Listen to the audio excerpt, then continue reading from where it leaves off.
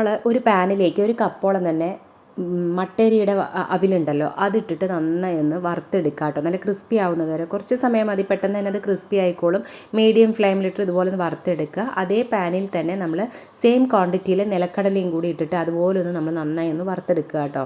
ആ തോലോട് കൂടി തന്നെ നമ്മൾ ഇട്ടിട്ട് നന്നായി ഒന്ന് വറുത്തെടുക്കുക. വറുത്തെടുത്തതിന് ശേഷം നമ്മൾ വേറൊരു പാത്രത്തിലേക്ക് മാറ്റി ജസ്റ്റ് ഒന്ന് ചൂടാറിയതിന് ശേഷം കൈ കൊണ്ടൊന്ന് ജസ്റ്റ് തിരുമ്മി കൊടുത്തു കഴിഞ്ഞാൽ തന്നെ അതിൻ്റെ ആ ഒരു തോലെല്ലാം പോകും. എന്നിട്ട് ഇതുപോലുള്ള അരിപ്പയിലിട്ട് ഒന്ന് ആക്കിയെടുക്കണമെന്നുണ്ടെങ്കിൽ അതിൻ്റെ തോല് മുഴുവനായി തന്നെ വൃത്തിയായി കിട്ടും കേട്ടോ. നമുക്ക് ആ ഒരു കടല മാത്രം തോലിൽ നിന്ന് റിമൂവ് ചെയ്ത് നമുക്ക് കിട്ടും. ഇനി വേറൊരു ബൗളിലേക്ക് ഒരു 3 ചെറുപഴം ഇട്ടിട്ട് ആവശ്യത്തിനുള്ള പഞ്ചസാര ഇട്ട് നന്നായി ഒന്ന് ഈ ഒരു പഴത്തിനെ ഉടച്ചെടുക്കാം കേട്ടോ. നിങ്ങൾക്ക് വേണമെന്നുണ്ടെങ്കിൽ മിക്സിയുടെ ജാറിലിട്ടിട്ട് ഒന്ന് ബ്ലെൻഡ് ചെയ്ത് എടുക്കണമെങ്കിൽ എടുക്കുക. എന്നിട്ട് തണുത്ത പാലും കൂടി ഒഴിച്ചിട്ട് നന്നായി ഒന്ന് മിക്സ് ചെയ്തതിന് ശേഷം നമ്മൾ സെർവ് ചെയ്യാവുന്ന ബൗളിലേക്ക് ഇതുപോലെ ഒന്ന് ആദ്യം ഈ ഒരു കൂട്ടൊഴിച്ച് കൊടുക്കുക. പിന്നെ നല്ലോണം അവിലും അതുപോലെ വറുത്ത അവിലും വറുത്ത നിലക്കടലയും ഇട്ട് കൊടുക്കുക. പിന്നെ അതിൻ്റെ മുകളിലേക്ക് നമ്മൾ ഇതുപോലെ പിന്നെ ഈ പാലിൻ്റെ കൂട്ടൊഴിച്ച് കൊടുക്കുക കേട്ടോ.